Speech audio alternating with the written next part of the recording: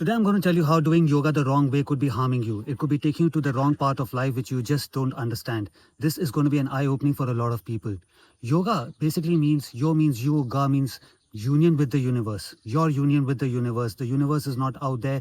You yourself are the universe, for which a lot of various different exercises are done so that that union can happen.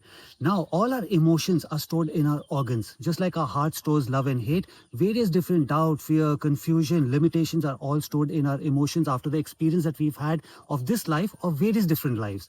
So now when you do any form of yoga exercise which involves forward bending, that means in our culture, like when we say namaste or the Japanese bow down and the Chinese bow down, that basically means I'm keeping all my human emotions away from you and I bow down to you, honoring that your soul and my soul is one. That is also what namaste means. So this is to make you humble.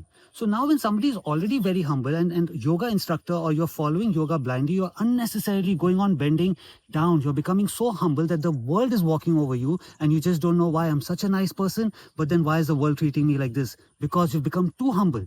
In the earlier times, a guru, not a certified instructor, a guru would decide, okay, you know what, out of these 10 students, you need to bend down more, you don't need to bend down more. That's the difference. So now when all our emotions are stored over here, all the side bending exercise build our confidence. So when you see somebody standing like this in martial arts, they're keeping their emotions away from the opponent. When they're doing any form of combat sport, could be archery or shooting, we're keeping our emotions away from the other person, that this person too has a family, this person has children, but right now it's battle time. I need to build my confidence up. So when you're looking to build up your confidence, let's say this is where your world is and you're practicing yoga like this, then you need to move sideways and do those side bends. It's the same thing, that's where my world is. I am fearful. My emotions are telling me, no, you can't do it, but I need that confidence. So you keep yourself away from that world, building your confidence up, and then you do your side bends.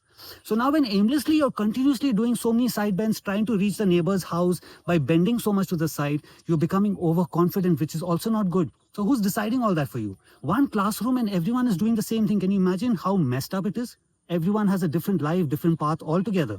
So now for your willpower, all your emotions are stored over here. Your emotions are saying, you know what, you're not going to do it again. You're going to fail this time. You go backwards. You go backwards saying, no, what you're saying is wrong. I am going to build up my willpower.